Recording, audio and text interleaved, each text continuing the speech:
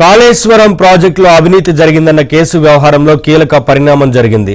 విచారణకు వ్యక్తిగతంగా హాజరు కావాలంటూ భూపాలపల్లి కోర్టు ఆర్డర్ను సవాల్ చేస్తూ కేసీఆర్, హరీష్ రావు వేసిన పిటిషన్పై హైకోర్టులో విచారణ జరిగింది.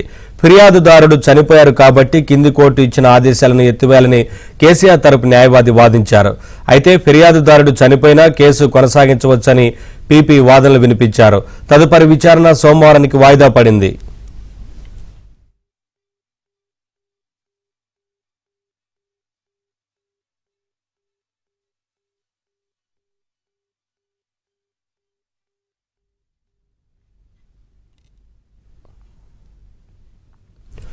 కాళేశ్వరం ప్రాజెక్టులో అవినీతి జరిగిందన్న కేసు వ్యవహారంలో కీలక పరిణామం జరిగింది.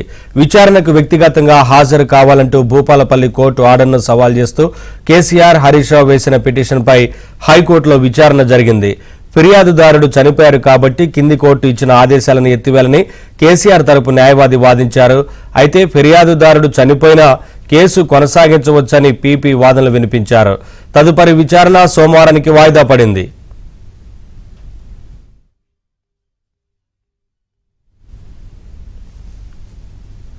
అప్డేట్స్ మా క్రైమ్ కరెస్పాండెంట్ ప్రవీణ్ అందిస్తారు. ప్రవీణ్, ప్రస్తుతం తెలంగాణ హైకోర్టులో కేసీఆర్, హరీష్ రావు వేసినటువంటి పిటిషన్లకు సంబంధించి ఈరోజు తెలంగాణ హైకోర్టులో విచారణ కొనసాగింది. గతంలో మేడిగడ్డ ప్రాజెక్టు కుంగుబాటు తర్వాత కాళేశ్వరం ప్రాజెక్టులో అవినీతి జరిగింది. దీనిపైన పూర్తి స్థాయిలో విచారణ జరపాలంటూ కూడా రాజలింగమూర్తి అనేటువంటి వ్యక్తి భూపాలపల్లి కోర్టును ఆశ్రయించడం జరిగింది. భూపాలపల్లి కోర్టులో ఒక ప్రైవేట్ పిటిషన్ కూడా దాఖలు చేయడం జరిగింది. ఎందుకంటే పోలీసులకు ఫిర్యాదు చేసినప్పటికీ కూడా పోలీసులు కేసు నమోదు చేసి ఇన్వెస్టిగేషన్ చేయడం లేదు. కాబట్టి ఇది ప్రైవేట్ కంప్లైంట్ వేస్తున్నాం, ప్రైవేట్ కంప్లైంట్ పైన పూర్తి స్థాయిలో విచారణ జరపాలి అంటూ కూడా గతంలో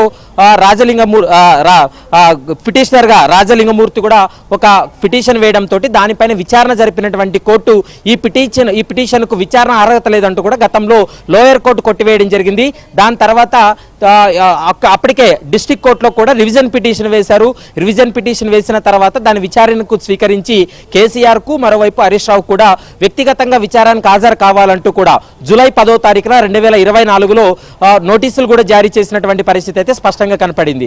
అయితే ఇటీవల కాలంలోనే ఆ పిటిషనర్ గా ఉన్నటువంటి రాజలింగమూర్తి తన హత్యకు గురి కావడంతో ప్రస్తుతం తెలంగాణ హైకోర్టులో భూపాలపల్లి డిస్ట్రిక్ట్ కోర్టు ఇచ్చినటువంటి ఉత్తర్వులను సవాల్ చేస్తూ తెలంగాణ హైకోర్టులో కూడా మాజీ సీఎం కేసీఆర్ తో పాటు హరీష్ రావు కూడా పిటిషన్ దాఖలు చేశారు. దానికి సంబంధించి ఈరోజు తెలంగాణ హైకోర్టులో విచారణ కొనసాగింది. ఈ కేసులో ఫిర్యాదుదారుడుగా ఉన్నటువంటి వ్యక్తి హత్యకు గురి అయ్యాడు కాబట్టి, అతను చనిపోయాడు కాబట్టి ఈ విచారణ చేయాల్సినటువంటి అవసరం లేదు, ఇది విచారించదగ్గ అంశం కాదు, లోయర్ కోర్టు అంటే డిస్ట్రిక్ట్ కోర్టు ఇచ్చినటువంటి ఉత్తర్వులను ఎత్తివేయాలంటూ కూడా కేసీఆర్ తరపు న్యాయవాది తన వాదనలు వినిపించడం జరిగింది. మరోవైపు పబ్లిక్ ప్రాసిక్యూటర్ కూడా తన వాదనలు వినిపించారు.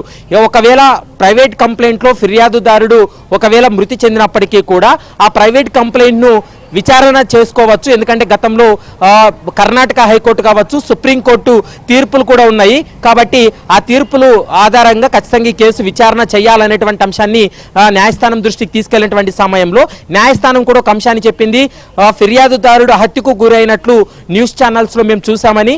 అయితే ఈ ఫిర్యాదు చేసినటువంటి వ్యక్తే ఫిజికల్ గా లేనప్పుడు విచారించాల్సినటువంటి అవసరం లేదు. కాబట్టి ఈ ఉత్తర్వులను ఎత్తివేస్తామనేటువంటి అంశాన్ని చెప్పినప్పుడు పబ్లిక్ ప్రాసిక్యూటర్ కూడా ఖచ్చితంగా సుప్రీంకోర్టు గైడ్లైన్స్, సుప్రీంకోర్టు యొక్క తీర్పులు ఉన్నాయి కాబట్టి ఆ తీర్పులను మేము మీ ముందు ప్రొడ్యూస్ చేయాలంటే కొంత సమయం కావాలంటూ కూడా పబ్లిక్ ప్రాసిక్యూటర్ తన వాదనలు వినిపించడం జరిగింది.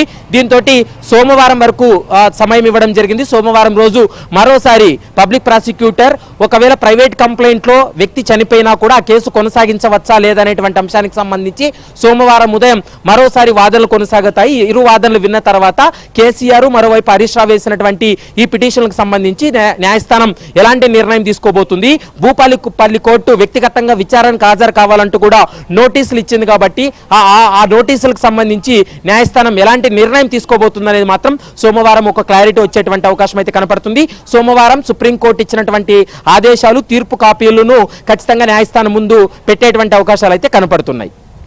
Thank you.